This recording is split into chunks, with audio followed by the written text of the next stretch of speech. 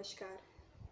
I, Thruvika Kanabar from A.K. Doshi Mahila College, Jamnagar, Commerce Department, welcomes you all to the online video lecture of Auditing and Corporate Governance.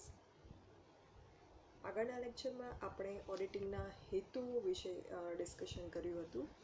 આ જ diagram તમે આગળના લેક્ચરમાં જોયો હતો કે ઓડિટિંગના જે હેતુઓ છે, ઉદ્દેશો છે, એને મુખ્યત્વે 3 વિભાગમાં વિભાજિત કરવામાં આવ્યા છે, ક્લાસિફાઈ કરવામાં આવ્યા છે. એમાં ફર્સ્ટ છે મુખ્ય હેતુઓ, સેકન્ડ છે ગૌણ હેતુઓ અને થર્ડ છે અન્ય હેતુઓ. એમાં મુખ્ય હેતુઓ અને અન્ય હેતુઓ, આ બંને પ્રકારના હેતુઓ જે છે એનું આપણે ડિટેલ્ડ ડિસ્કશન આગલા લેક્ચરમાં કરી લીધું છે. અને આ લેક્ચરમાં આપણે હવે ગૌણ હેતુઓ જે છે એનું ડિસ્કશન કરવાના છીએ. અને ગૌણ હેતુઓ પણ તમે જે આ હાઇલાઇટ કરેલો પાર્ટ છે લેફ્ટ સાઈડે જોઈ શકો છો, ભૂલો શોધવી અને અટકાવવી. તો આ જે પાર્ટ છે એનું ડિસ્કશન આપણે આ લેક્ચરમાં કરવાનું છે. ગૌણ હેતુઓને મુખ્યત્વે 2 વિભાગમાં વિભાજિત કરવામાં આવે છે, ભૂલો શોધવી અને અટકાવવી અને બીજું છેતરપિંડીઓ શોધવી અને અટકાવવી. હવે ભૂલો અને છેતરપિંડીઓ, આ બંનેમાં ડિફરન્સ શું છે? Errors and frauds. તો એરર્સ અને ફ્રોડ, ભૂલ અને છેતરપિંડી, આ બંનેમાં મુખ્ય તફાવત એ છે કે જે એરર છે, ભૂલ છે, એ અજ્ઞાનતાના કારણે, નામાના સિદ્ધાંતો જાણતા ન હોવાના કારણે, બિનઆવડતના કારણે જે છે એ નિર્દોષપણે થઈ જતી હોય છે. એના પાછળ કોઈ સ્વાર્થ સમાયેલો હોતો નથી. જ્યારે છેતરપિંડી કે ફ્રોડ, એમ્બેઝલમેન્ટ, એ જે છે એ ઈરાદાપૂર્વક કરવામાં આવે છે અને એની પાછળ જે છે એ કોઈ સ્વાર્થ છુપાયેલો હોય છે. સો આ મેઇન ડિફરન્સ છે ભૂલ અને છેતરપિંડીનો. હવે આ ભૂલો જે છે એ કઈ કઈ પ્રકારની હોઈ શકે અને છેતરપિંડીઓ જે છે એ કઈ કઈ રીતે બની શકે, થઈ શકે, એ બંનેની ચર્ચા આ બંને પોઈન્ટમાં આપણે કરવાની છે. એમાંથી આપણે અત્યારે જે છે એ સ્ટાર્ટ કરશું ભૂલો શોધવી અને અટકાવવીનો પોઈન્ટ. હવે ભૂલો જે છે એ ભૂલોના પણ પાછા 2 પ્રકાર છે. એક કાચા સરવૈયાને અસર કરતી ભૂલો અને બીજું કાચા સરવૈયાને અસર ન કરતી ભૂલો. હવે તમે કાચું સરવૈયું રિકોલ કરો કે તમે ટ્રાયલ બેલેન્સ જે છે એ કઈ રીતે બનાવતા. ટ્રાયલ બેલેન્સમાં 3 આપણે પાર્ટ પાડીએ: વિગત, ઉધાર અને જમા, પર્ટિક્યુલર્સ, ડેબિટ એન્ડ ક્રેડિટ. આ જે છે 3 ભાગ આપણે પાડીએ. હવે એમાં જે છે એ કોઈ રકમ જે છે એ ઉધારની બદલે જમા લખાઈ જાય, જમાની બદલે ઉધાર લખાઈ જાય, કોઈ રકમ લખવાની રહી જાય, આ બધી પ્રકારની જે ભૂલો થતી હોય. તો આમાં અમુક ભૂલો એવી હોય છે કે જેના લીધે કાચા સરવૈયાને કંઈ અસર થતી નથી. અસર નથી થતી મતલબ કે કાચા સરવૈયાનો જે ટોટલ છે, તમારે ક્રેડિટ અને ડેબિટ, ઉધાર અને જમાનો ટોટલ જે છે એ સેમ આવવો જોઈએ, સરખો ટોટલ આવવો જોઈએ, એ વસ્તુ તમને આવી જાય છે. મતલબ ભૂલ છે છતાં ટોટલ પર પણ કાચા સરવૈયાના ટોટલ ઉપર એની કંઈ અસર પડી નથી. તો આવી ભૂલને જે છે એ કાચા સરવૈયાને અસર ન કરતી ભૂલ કહેવાય. સો આ ભૂલના કારણે કાચા સરવૈયાનો સરવાળો બરાબર આવે છે, પણ જે અકાઉન્ટિંગનો જે મુખ્ય હેતુ છે કે ધંધાની સાચી અને સંપૂર્ણ આર્થિક સ્થિતિ રજૂ કરવી, એ હેતુ આમાં જે છે એ સિદ્ધ કરવાનું ચૂકાઈ જવાય છે. માટે આ ભૂલ જે છે એ ન થઈ હોય તો એને શોધવી એ જરૂરી બની જાય છે. ધો કાચા સરવૈયાનો ટોટલ આમાં સરખો આવે છે છતાં પણ. હવે કાચા સરવૈયાને અસર ન કરતી ભૂલો, તો અમુક ભૂલો એવી હોય કે જેના કારણે કાચા સરવૈયાને જે છે અસર થાય છે, એનો સરવાળો બરાબર આવતો નથી ઉધાર જમાનો. તો આવી ભૂલો જે છે એ પણ હિસાબોને અસર કરે છે. એટલે આવી કાચા સરવૈયાને અસર કરતી ભૂલો જે છે એ પણ શોધી કાઢવી જરૂરી બની જાય છે. તો આવી કઈ ભૂલ છે અને કેવી રીતે થાય છે એ આપણે એક્ઝામ્પલ દ્વારા જે છે એ સમજીએ.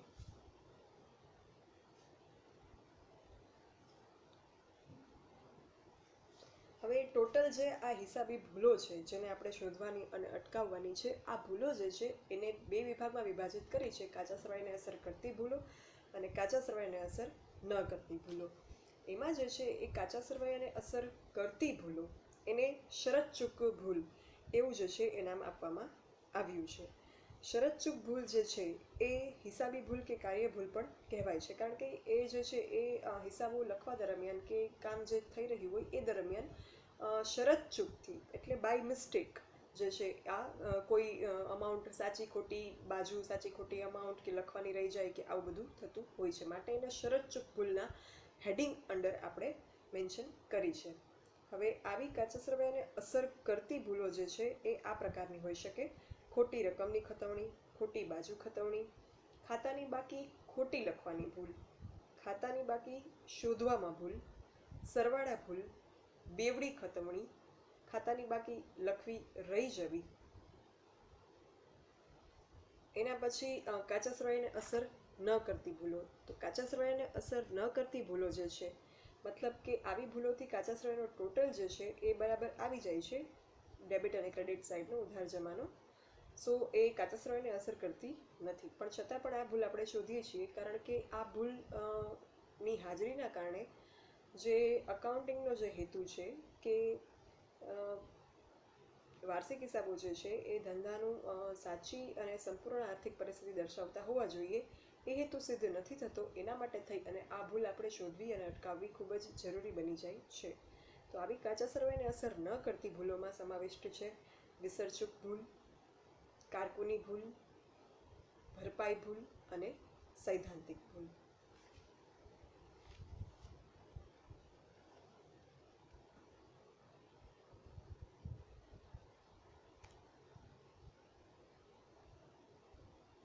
હવે સૌપ્રથમ આપણે કાચા સરવૈયાને જે ભૂલ અસર કરે છે એ ભૂલની ચર્ચા, દરેક ભૂલનું જે લિસ્ટ હમણાં આપણે જોયું એ ભૂલની ડિટેલમાં જે ડિસ્કશન છે એ ભૂલ કઈ રીતે થાય છે અને એનું એક્ઝામ્પલ સાથેની ચર્ચા જે છે એ હવે આપણે એક એક પોઈન્ટ વાઇઝ કરશું.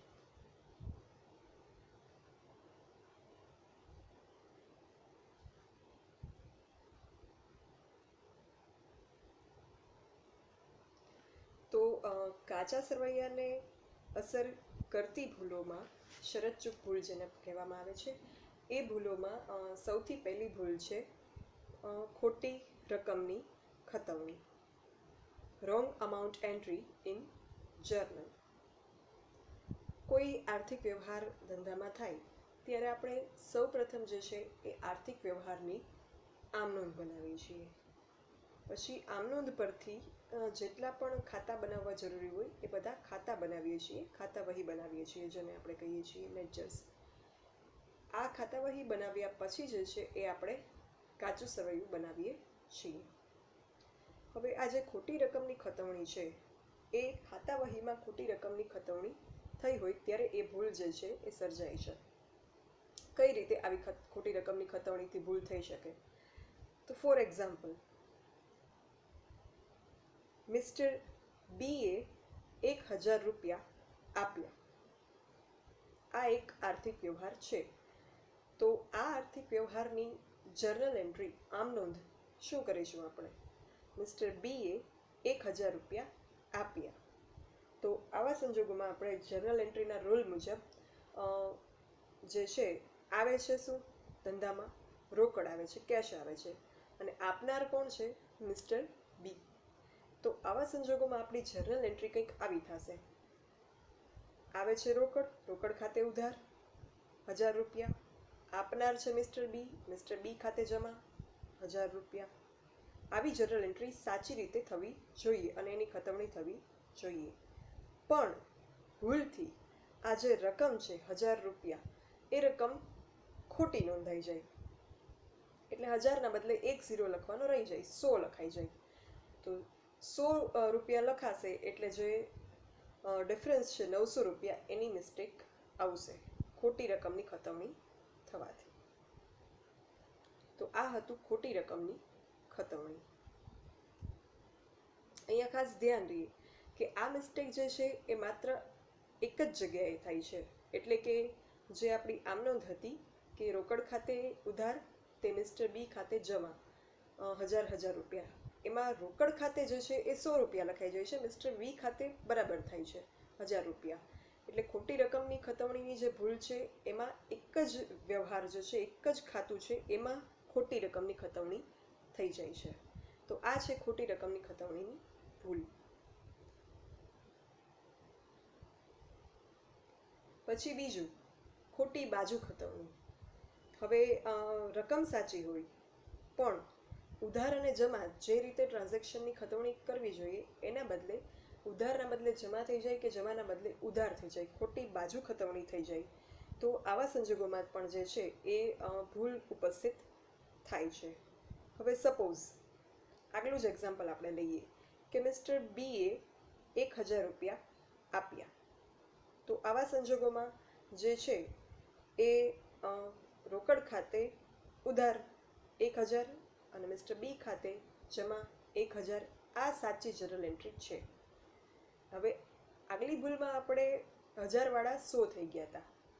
આ ભૂલમાં 1000 વાળા 1000 જ લખાય છે, એ અમાઉન્ટમાં કંઈ મિસ્ટેક થતી નથી, પરંતુ જે બાજુ છે ઉધાર અને જમા એમાં કંઈક ગોટાળો થઈ જાય, એટલે રોકડ ખાતે ઉધાર અને મિસ્ટર બી ખાતે જમા એના બદલે મિસ્ટર બી ખાતે ઉધાર થઈ જાય સાચી અમાઉન્ટ 1000 રૂપિયા, તો પણ ભૂલ ઉપસ્થિત થશે. તો પણ આપણા છેલ્લા જે હિસાબો છે એ યોગ્ય રીતે મળશે નહીં, કાચું સરવૈયું મળશે નહીં. તો આ છે ખોટી બાજુ ખતવણી.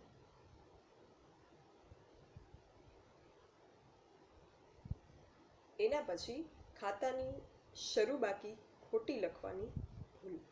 હવે આપણે જાણીએ છીએ કે બધા જ ખાતાઓ જે આપણે બનાવીએ ખાતા વહીમાં એમાં જે ગયા વર્ષની આગલા વર્ષની જે આખરની બાકી હોય એ આપણા કરંટ યરની ચાલુ વર્ષની શરૂ બાકી ઓપનિંગ બેલેન્સ જે છે એ બનશે.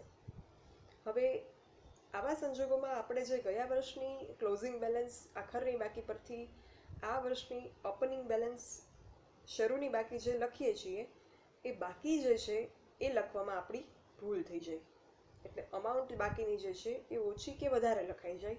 તો આવા સંજોગોમાં જે છે એ આ ભૂલ ઉપસ્થિત થાય છે. સપોઝ મિસ્ટર બી જે છે એ મિસ્ટર બીના અકાઉન્ટની ગયા વર્ષની બાકી જે છે આખર બાકી એ 1000 રૂપિયા હતી.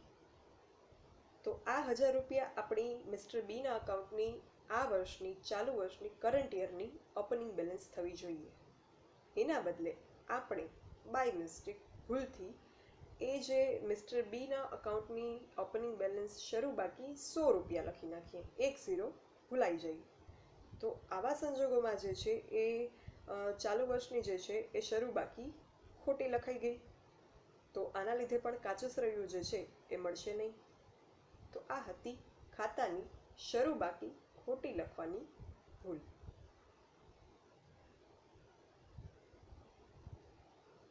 એના પછી છે ખાતાની બાકી શોધવામાં ભૂલો. હવે આપણે દરેક ખાતામાં બધી એન્ટ્રીઝ જે કંઈ જનરલ એન્ટ્રીઝ પોસ્ટ કરવાની થતી હોય, ખાતાની આમ નોંધની ખતવણી કરવાની થતી હોય, એ ખતવણી કર્યા પછી જે છે એ દરેક ખાતાના આપણે સરવાળા કરીએ, અને સરવાળા કર્યા પછી ઉધાર જમાનો સરવાળો કરી અને જે બાજુ ડેફિસિટ આવતી હોય, જે બાજુ ખાધ આવતી હોય એ બાજુ આપણે જમા બાકી કે ઉધાર બાકી શોધી અને બાકી લખતા હોઈએ. આ રીતે આપણે જે છે એ ખાતાના સરવાળા કરી અને ખાતાનું બંધ કરતા હોઈએ છીએ. તો જ્યારે આ ખાતાના સરવાળા કરવામાં આવે, ખાતા બંધ કરવામાં આવે, બાકી શોધવામાં આવે, આ સંજોગોમાં બાકી શોધવામાં જે છે એ ભૂલ થઈ જાય, તો આ ભૂલ જે છે એ પણ કાચા સરવૈયાને અસર કરે છે. આવી ભૂલોના કારણે પણ કાચું સરવૈયું મળતું નથી. હવે સપોઝ મિસ્ટર બીના ખાતાની જે છે એ જમા બાજુનો સરવાળો 1000 છે. મિસ્ટર બીના ખાતાનો જમા બાજુનો સરવાળો 1000 છે અને ઉધાર બાજુનો સરવાળો જે છે એ 900 છે. તો જમા બાજુ 1000 આવ્યા, ઉધાર બાજુ 900 આવ્યા. તો આ ખાતાનું આપણે જ્યારે ટોટલ કરશું ત્યારે ડેફિસિટ અમાઉન્ટ આવી 100 રૂપિયા. જમા બાકી જે છે એ 100 રૂપિયા આવશે. તો એ જમા બાકી આપણે 100 રૂપિયા લખવાના બદલે ટોટલ કરતી વખતે ભૂલમાં 10 રૂપિયા લખી નાખીએ. તો આવા સંજોગોમાં પણ જે છે આ સરવાળાની ભૂલ કરી, આપણે ઉધાર જમાનો ટોટલ કરી અને જે ડેફિસિટ આવતી હતી એ લખવામાં ભૂલ કરી, એના લીધે જે છે આપણી ખાતાની બાકી સાચી મળશે નહીં. અને ખાતાની બાકી સાચી નહીં મળે એટલે આ ખોટી બાકીની એન્ટ્રી આપણે ટ્રાયલ બેલેન્સમાં કરશું, કાચા સરવૈયામાં કરશું, અને એના લીધે જે છે આપણું કાચું સરવૈયું મળશે નહીં.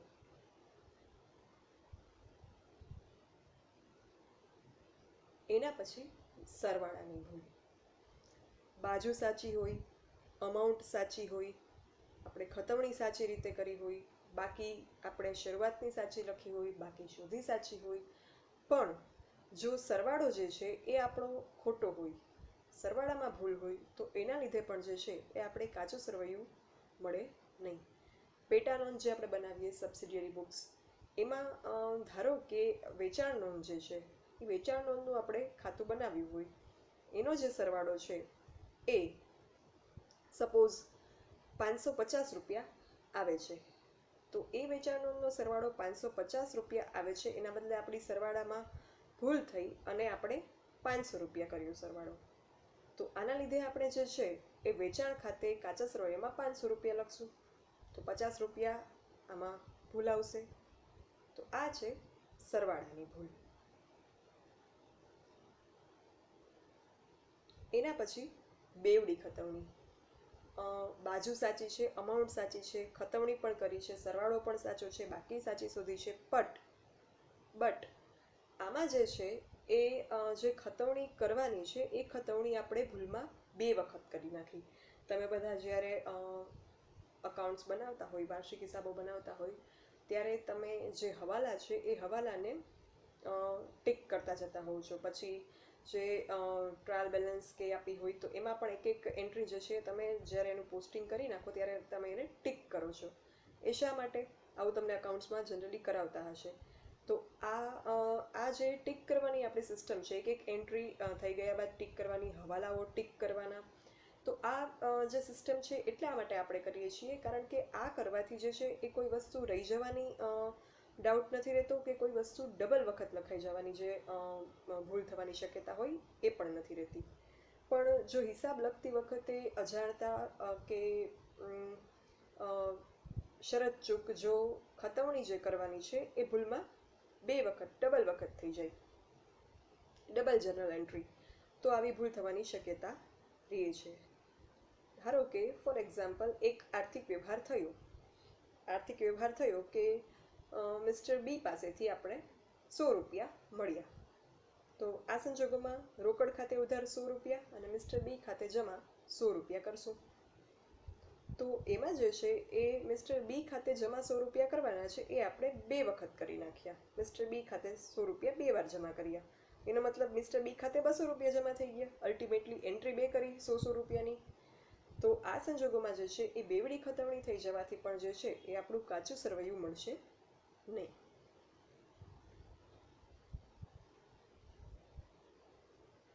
પછી ખાતાની બાકી લખવી રહી જવી. હવે ખાતા વહીની જે બાકીઓ હોય એ બધી જ બાકી જે છે એ આપણે બેલેન્સ શીટમાં ટ્રાયલ બેલેન્સમાં કાચા સરવૈયામાં લખવાની હોય છે.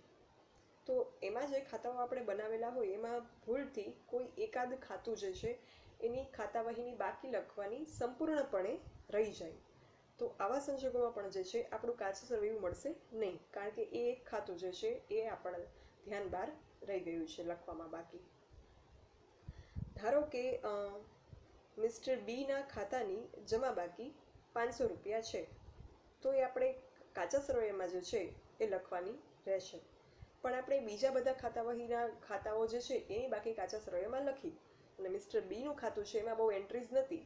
બીનું ખાતું બુકમાં નીચે લખેલું હતું છેલ્લે, અને એકાદ 2 એન્ટ્રી હતી, તો એ બીનું ખાતું આપણા ધ્યાન બહાર રહી ગયું.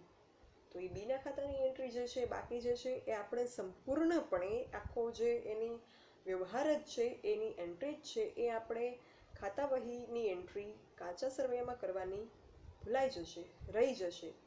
તો આવા સંજોગોમાં પણ જે છે એ આપણું કાચું સરવૈયું મળશે નહીં.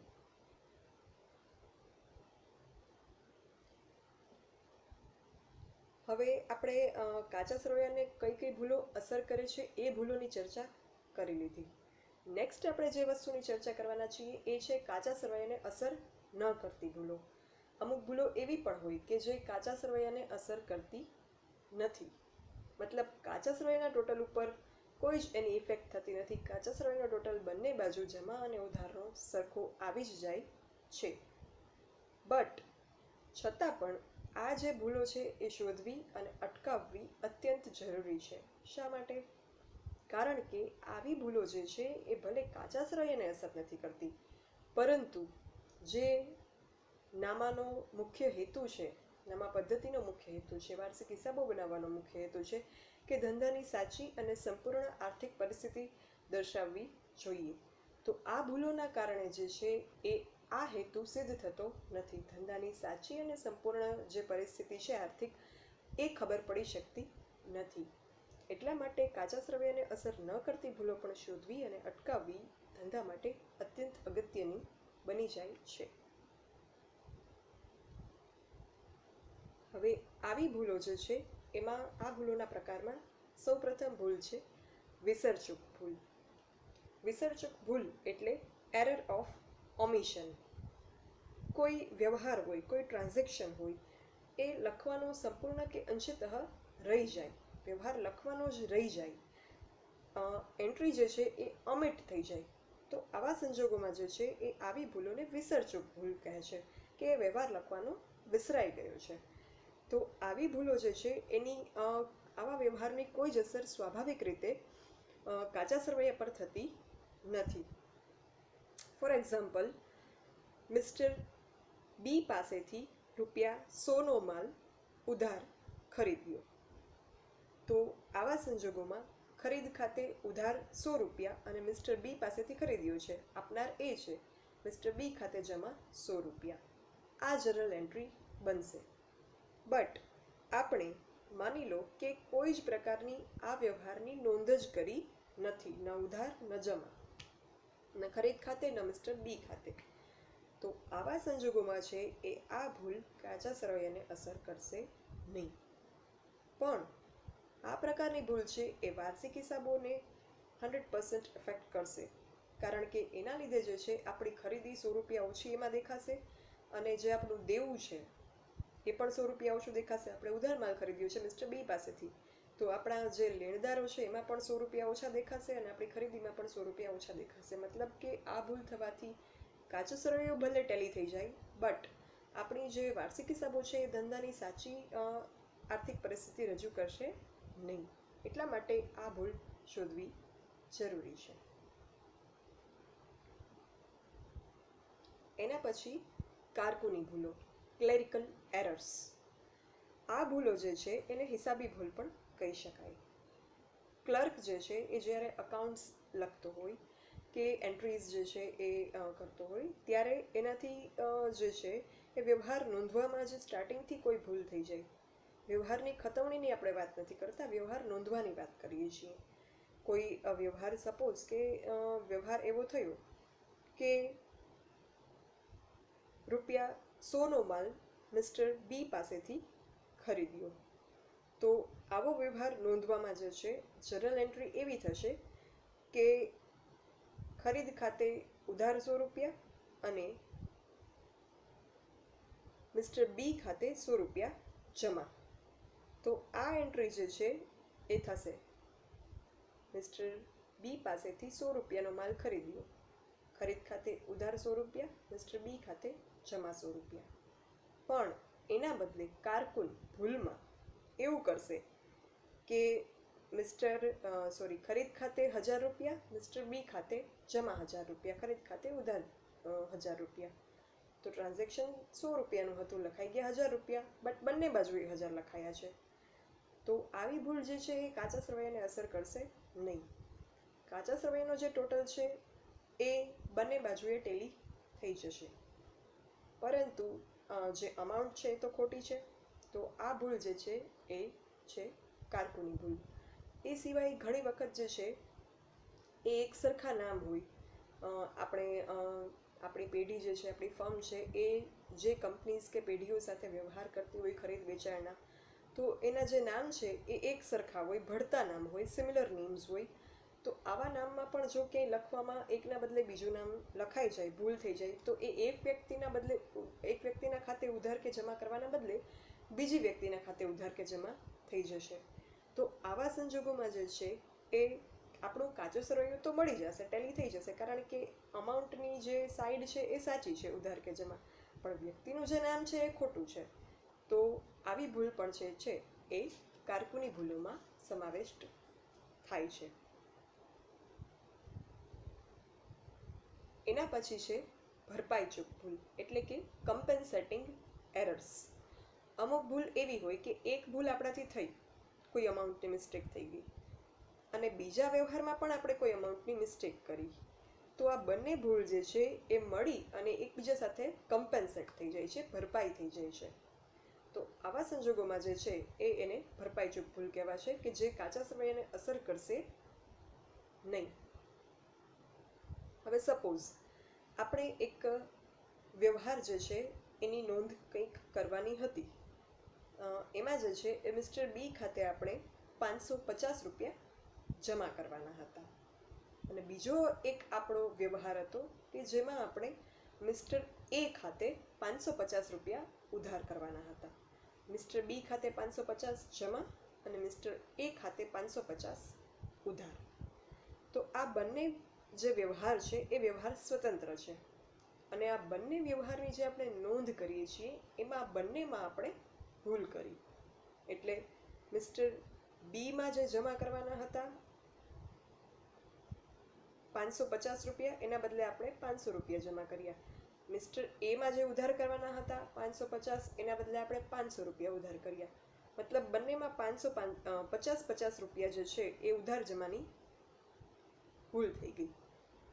તો આવા સંજોગોમાં જે છે એ કાચું સરવૈયું આપણું મળી જશે, કારણ કે બંને બાજુ ઉધાર અને જમા બે બાજુ 50 રૂપિયા રહી ગયા છે લખવાના, એટલે એ મેટર કરશે નહીં. તો આવી જે એરર્સ છે એને કમ્પેન્સેટિંગ એરર્સ કહેવાય. તો આવા સંજોગોમાં આ એરર જે છે એ કાચા સરવૈયાને અસર કરતી નથી, પણ બંનેના ખાતામાં જે અમાઉન્ટ હોવી જોઈએ એ હોવી જોઈએ એના કરતાં ઓછી લખાણી છે. એકમાં વધારે બંનેમાં ઓછી લખાણી છે. તો આ વસ્તુ જે છે એ ઇન્ડિપેન્ડન્ટ જે અકાઉન્ટ્સ છે વ્યક્તિના એને અસર કરશે, પણ કાચા સરવૈયાને અસર કરશે નહીં, કારણ કે એ ભૂલ ભરપાઈ થઈ ગઈ છે, કમ્પેન્સેટ થઈ ગઈ છે. એના પછી સૈદ્ધાંતિક ભૂલ, એરર ઓફ પ્રિન્સિપલ્સ. આપણે નામું લખીએ છીએ, નામામાં એન્ટ્રીઝ કરીએ છીએ. એ નામાની એન્ટ્રીઝ જે છે એ આપણે અકાઉન્ટિંગ પ્રિન્સિપલ્સ અને અકાઉન્ટિંગ કોન્સેપ્ટ, નામાના સિદ્ધાંતો અને નામાના ખ્યાલો, આ બંનેને ધ્યાનમાં રાખી અને આપણે દરેક પ્રકારની એન્ટ્રી જે છે એ કરીએ છીએ. હવે આ સિદ્ધાંત જે છે નામાનો, એ સિદ્ધાંત અનુસરવાનું ચૂકી જવાય, તો આવા સંજોગોમાં જે છે એ ભૂલ ઉપસ્થિત થાય એને કહેવામાં આવે છે સૈદ્ધાંતિક ભૂલ.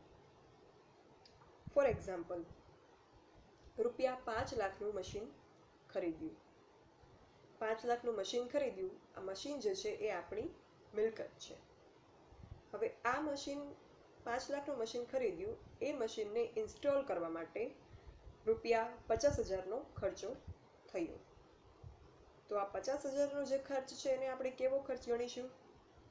મશીનની ખરીદી છે, એ મિલકતની ખરીદી છે, તો જે 50,000નો ઇન્સ્ટોલમેન્ટ એક્સપેન્સીસ છે, ઇન્સ્ટોલમેન્ટ ખર્ચ જે છે, આ ખર્ચને જે છે ગોઠવણી ખર્ચ, એને આપણે 50,000ના ખર્ચને મૂડી ખર્ચ તરીકે, કેપિટલ એક્સપેન્ડિચર તરીકે ટ્રીટ કરવાનું સિદ્ધાંતનામામાં છે.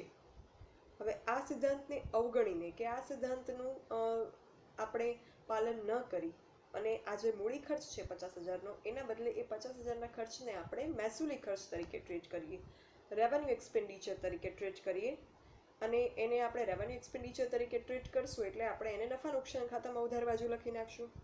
જ્યારે એકચ્યુઅલમાં લખવાનું હતું એને આપણે પાકા સરવૈયામાં મિલકતો બાજુ જે મશીન હતું 5 લાખ રૂપિયાનું, એમાં આપણે એને એડ કરવાનો હતો મૂડી ખર્ચ ગણીને, તો એના બદલે આપણે એને નફા નુકસાન ખાતામાં ઉધાર બાજુ લખી નાખ્યું. તો આવા સંજોગોમાં જે છે એ નામાના સિદ્ધાંતની સૈદ્ધાંતિક ભૂલ ઉપસ્થિત થાય છે. તો આવી ભૂલના કારણે આપણું કાચું સરવૈયું મળી જશે, પરંતુ જે ભૂલ છે એ ભૂલ રહી જશે. એ સિવાય હજી એક એક્ઝામ્પલ લઈએ. સપોઝ આપણે પગાર અને વેતન, વેજીસ એન્ડ સેલેરીઝ, આ બંને શબ્દો તમે જાણો છો. તો જે સેલેરીઝ છે, પગાર છે, એને આપણે ક્યાં લખીએ? એને આપણે નફા નુકસાન ખાતામાં ઉધાર બાજુ લખીએ. અને જે વેતન છે, વેજીસ, એને આપણે ક્યાં લખીએ? વેતનને આપણે વેપાર ખાતામાં ઉધાર બાજુ લખીએ. આવું શા માટે? તો એટલા માટે કે એક એવો રૂલ છે કે જે ખરીદી અને ઉત્પાદનના ખર્ચા છે, જે પ્રોડક્શન અને પરચેસીસના જે એક્સપેન્સીસના ખર્ચા છે, એક્સપેન્સીસ છે, એ આપણે ટ્રેડિંગ અકાઉન્ટ વેપાર ખાતે લખીએ છીએ અને એ સિવાયના જે ખર્ચા મહેસૂલી ખર્ચા છે એ જ આપણે નફા નુકસાન ખાતે લખીએ છીએ. તો આવા સંજોગોમાં જે વેતન છે એ વેતન આપણે ઉત્પાદનની પ્રક્રિયા દરમિયાન જે કામદારોને મજૂરોને આપણે રોકેલા હોય એમને આપણે ચૂકવીએ છીએ. એટલે આ વેતન જે છે એ ઉત્પાદનનો ખર્ચો થયો, વેજીસ, એટલા માટે એને આપણે વેપાર ખાતે લખીએ છીએ. અને જે પગાર છે, સેલેરી છે, એ આપણા જે કર્મચારીઓ હોય કે જેને આપણે ડેઇલી બેઝિસ ઉપર અપોઇન્ટ નથી કરતા, જેને આપણે મંથલી કે યરલી કે પરમનન્ટ બેઝિસ ઉપર અપોઇન્ટ કરીએ છીએ, માસિક કે વાર્ષિક કે કાયમી ધોરણે જે કર્મચારીઓ આપણી સંસ્થામાં પેઢીમાં કામ કરતા હોય એવા કર્મચારીઓને જે પગાર આપવામાં આવે એ પગાર આપણે નફા નુકસાન ખાતે લખીએ છીએ, કારણ કે એ ખરીદી કે ઉત્પાદનના ખર્ચા છે નહીં. તો આમાં જે છે એ આપણે નામાનો આ સિદ્ધાંત જે છે એને અવગણી અને વેજીસને આપણે નફા નુકસાન ખાતે લખી નાખીએ કે પગારને આપણે વેપાર ખાતે લખી નાખીએ, તો આવા સંજોગોમાં પણ આપણું કાચું સરવૈયું મળી જશે, પરંતુ આ જે નામાનો સિદ્ધાંત છે એ અવગણાયેલો ગણાશે.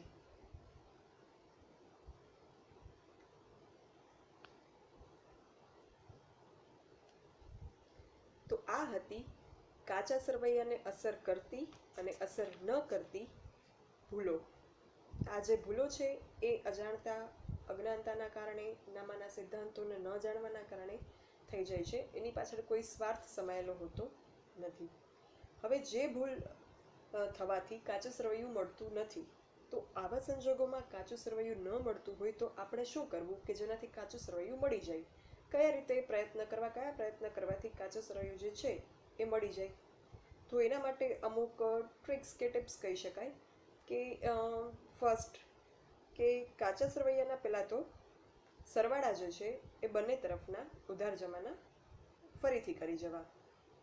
બની શકે કે આપણે કોઈ ટ્રાન્ઝેક્શન લખવાનું રહી ગયું હોય તો આ બંને તરફના ઉધાર જમાના સરવાળા પ્રોપર આપણે કરી નાખીએ અને એ ટેલી ન થાય તો એ બંને તરફના સરવાળાનો જે તફાવત આવે એ તફાવતની રકમ જે છે એ રકમનું કોઈ ટ્રાન્ઝેક્શન છે, કોઈ વ્યવહાર થયો છે એ જોવાનું. બની શકે કે એ રકમ જે તફાવતની રકમ છે એ જ રકમનો કોઈ ટ્રાન્ઝેક્શન થયો હોય અને એ ટ્રાન્ઝેક્શન આપણે રેકોર્ડ કરવાનો રહી ગયો હોય અને કાચું સરવૈયું નથી મળતું. તો આ એક ટ્રીક છે કે બંને તરફના સરવાળા કરી તફાવતની રકમનું કોઈ વ્યવહાર છે એ ચેક કરવાનો. બીજું કે તફાવતની જે રકમ છે એનાથી અડધી રકમ કે ડબલ રકમનો કોઈ વ્યવહાર છે કે નહીં એ ચેક કરવાનો. કારણ કે એવું પણ બની શકે કે આપણે આ ભૂલ કરી હોય, અડધી કે ડબલ લખી નાખી હોય. એ સિવાય જે તફાવતની રકમ છે એ તફાવતની રકમની પાછળ એક ઝીરો લગાડીને કે એક ઝીરો કાઢીને જે રકમ આવે એ રકમનો કોઈ વ્યવહાર થયેલો છે કે નહીં એ ચેક કરી જવું. એ સિવાય ખાતા વહી જે આપણે બનાવી છે બધા જ ખાતાઓની, એ ખાતા વહી જે છે એના દરેક ખાતાઓ જે છે એને આપણે કાચા સરવૈયામાં લખ્યા છે કે કોઈ ખાતામાં એક જ એન્ટ્રી હોય ને પેજના એન્ડમાં લખાયેલું હોય ને એ ખાતા વહીની એન્ટ્રી આપણે કાચા સરવૈયામાં કરવાની રહી ગઈ, એવું કંઈ થયું છે એ જોઈ જવું. એ સિવાય દરેક ખાતાની જે બાકી આપણે શોધી હોય એ બાકી શોધ્યા પછી એની સાચી રકમ જ આપણે કાચા સરવૈયામાં લખી છે કે રકમ લખવામાં કંઈ આપણી મિસ્ટેક થઈ છે આ તપાસી લેવું. એ સિવાય જે ખાતા આપણે બનાવ્યા ખાતા વહીના એ ખાતાઓમાં જે આપણે શરૂ બાકી લખી હોય એ શરૂ બાકી બરાબર છે કે નહીં એ ચકાસી લેવું. કારણ કે જો એ શરૂ બાકી ખોટી હશે તો આગળના આપણા બધા ટ્રાન્ઝેક્શન્સ રેકોર્ડ કરેલા સાચા હશે, સરવાળો સાચો હશે તો પણ આપણું જે સરવૈયું છે કાચું સરવૈયું એ મળશે નહીં. એ સિવાય દરેક પેટા નોંધના સરવાળા ચેક કરી લેવા, જેમ આપણે કાચા સરવૈયાનો સરવાળો ચેક કર્યો એ રીતે દરેક ખાતાઓના સરવાળા જે છે એ ચેક કરી લેવા. એ સિવાય દરેક ખાતાની જે ખતવણી છે એ ખતવણી ચેક કરી લેવી કે જનરલ એન્ટ્રીઝ જે પોસ્ટ કરી છે, પોસ્ટિંગ કરી છે એ સાચી કરી છે કે નહીં. તો આટલા પ્રયત્ન કરવાથી જે છે એ કાચા સરવૈયાને અસર કરતી ભૂલ જો થઈ હશે તો એ ભૂલ જે છે એ મળી જશે, એ ભૂલ શોધી શકાશે અને એ ભૂલ સુધારી અને કાચું સરવૈયું પણ મેળવી શકાશે. પરંતુ જે ભૂલોની અસર કાચા સરવૈયાને થતી નથી આવી ભૂલો શોધવી જે છે એ બહુ જ અઘરું બની જાય છે. હવે સપોઝ આપણે બધા જ પ્રયત્ન કર્યા છતાં પણ કાચા સરવૈયામાં જે તફાવત આવે છે એની ભૂલ જે છે એનું કંઈ કારણ મળતું નથી. તો આવા સંજોગોમાં નામા દ્વારા એક વ્યવસ્થા કરવામાં આવી છે જેને આપણે કહીએ છીએ ઉપલક ખાતું, સસ્પેન્સ અકાઉન્ટ. એક્ઝામમાં પણ કદાચ તમે લોકો એવું કરતા હશો કે પાકું સરવૈયું મળે નહીં તો તફાવતની રકમને આપણે સસ્પેન્સ અકાઉન્ટ ઉપલક ખાતે જવા દઈએ. એ આપણે આપણી સગવડતા ખાતર કરીએ છીએ. તો કાચું સરવૈયું જ્યારે મળે નહીં ત્યારે આપણે બધા જ પ્રયત્ન કરવા છતાં જ્યારે કાચું સરવૈયું ન મળે ત્યારે આપણે તફાવતની રકમને જે છે એ ઉપલક ખાતે જવા દઈ અને લખી શકીએ. સપોઝ કે જમા બાજુ જે છે આપણને 100 રૂપિયા ઘટે છે અને એનો કોઈ જ હિસાબ મળતો નથી. ઉધાર બાજુનો સરવાળો જે છે એ 1000 છે અને જમા બાજુનો સરવાળો 900 છે. તો આપણે બાકી 100 રૂપિયા જે છે એ જમા બાજુ ઉપલક ખાતે 100 લખી અને કરી શકીએ. અને આ જે વ્યવસ્થા છે એ નામા દ્વારા અપ્રૂવ કરવામાં આવેલી છે. સો ઉપલક ખાતે તમે ઘટતી રકમને જે લખો છો એ વસ્તુ જે છે એ કાયદાકીય દ્રષ્ટિએ સાચી છે. તો આ હતી ઓડિટિંગના હેતુઓમાં જે સેકન્ડ ઓબ્જેક્ટિવ છે ગૌણ હેતુઓ. એ ગૌણ હેતુઓમાં પણ જે ભૂલો જે છે હિસાબી ભૂલો થાય છે એ હિસાબી ભૂલોમાં 2 પ્રકારની ભૂલ જે હતી કાચા સરવૈયાને અસર કરતી અને ન કરતી ભૂલો એની ચર્ચા. અને છેલ્લે આપણે ચર્ચા કરી કાચું સરવૈયું ન મળે તો શું કરવું એની.